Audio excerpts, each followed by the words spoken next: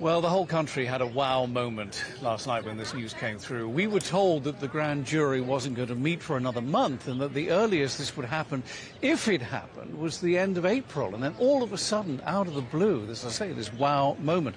It is legal and political history that is being made in the United States. Never before has a former president of the country been criminally charged until now. And the charges against him at this moment remain sealed, but they follow a grand jury in Manhattan voting the end of Thursday here to indict President Trump. And according to the Associated Press news agency, he will be here in New York at 18:15 GMT next Tuesday to be what they call arraigned. Now, as for those charges, they're sealed. We don't know what they are. Nobody does. But everyone's leaking in this case, as you can imagine. And we think that there's going to be 30 or more charges, in fact, and that they will center around the mismanagement of documents and basically business fraud.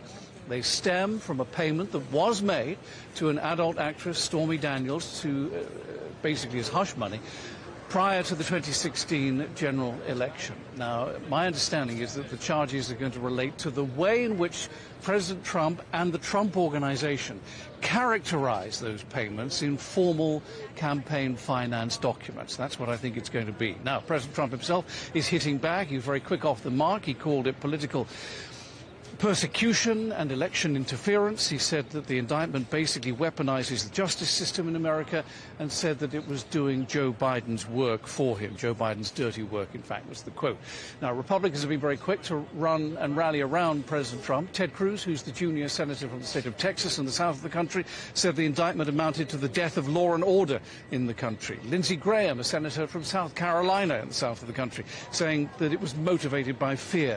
And even Mike Pence, who was the vice president under President Donald Trump during those 4 years, said that the indictment was outrageous. No comment from the White House. Joe Biden left there this morning, said simply no comment. And I think from Americans' point of view, it rather depends on where you stand. If you think that Donald Trump is a scoundrel, then you'll be pleased about this. If you think, on the other hand, that he's a man of the people and is being mistreated by the authorities, then you'll be very unhappy about it. Paul. And John, all eyes of the world then going to be on that court at 18:15 on Tuesday.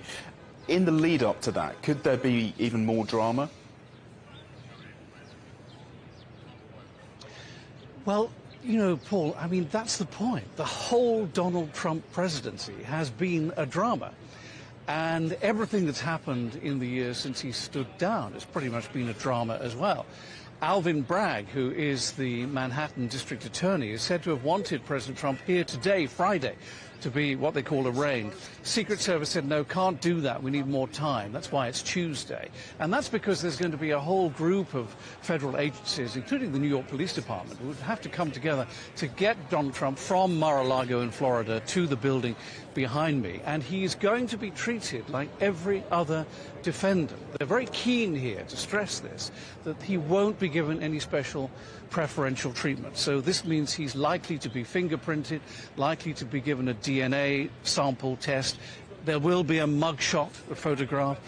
The indictment, my understanding is it will be unsealed in the courtroom on Tuesday in front of the judge. And that's the first that we will know about what these charges really are. They'll be read out for the first time in front of the judge. There will then be bail and everyone will go away, and a trial date will be set, and we'll come back here on another occasion. Whether there is a perp walk with the former president in handcuffs, we don't know. We understand that this is being negotiated at the moment with the authorities and with Trump's lawyers, and then you have to take a view on whether that will be a good thing or a bad thing. On the one hand, it will be, you know, quite a shock to see a former president in handcuffs doing the perp walk coming into this building behind me. On the other hand, it could be a tremendous sort of source of campaign funding, if you will, for President Trump, who still is and still can, even if he's convicted, run for the presidency again in 2024. John, let's talk a little bit more about that then. So you have these amazing, unprecedented optics, you know, the perp walk, the mugshot. That will have a big impact on the presidential campaign next year, won't it? Yes, it will. And I think that there probably will be some kind of perp walk, as they call it here, because if you remember Alan Weisselberg, who was the money man of the Trump organization, he did a plea deal with the authorities, and they made him go into court in a very formal setting with cameras following him. So I think there is going to be something. I mean, the point is, you know, will former President Trump go in through the side door here, or will he go through the front door? And it all kind of plays into this narrative of that he's going to use this in order to rally support and to raise campaign funds. Now, there's a report this morning that says he's already raised $2 million just in the past sort of 24 hours because of what we're now reporting on. And the other thing we don't know for certain is what his supporter reaction is going to be. We don't know how his brand, if you will, or his standing in the country has been affected by this, and particularly among people who he will need to vote for him if he runs in 2024. He's running, but if he wants to win in 2024, you know, he's going to need to appeal to people who are watching this and saying, well, I don't know about this man. The New York City Police Department has been told to turn up in full today, all of them wearing uniform, and I think leave is cancelled until after this is over.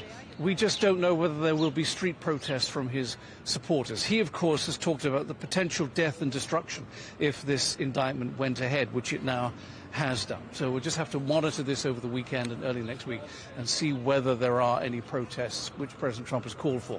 Finally, it's worth noting, this is one of about three. There are two other cases, one in Georgia and one surrounding January the 6th, 2021. At which President Trump may end up being indicted in some form. So it's the first of a long process, I suspect. But still he intends to run in 2024, and he's eligible to, even if found guilty here.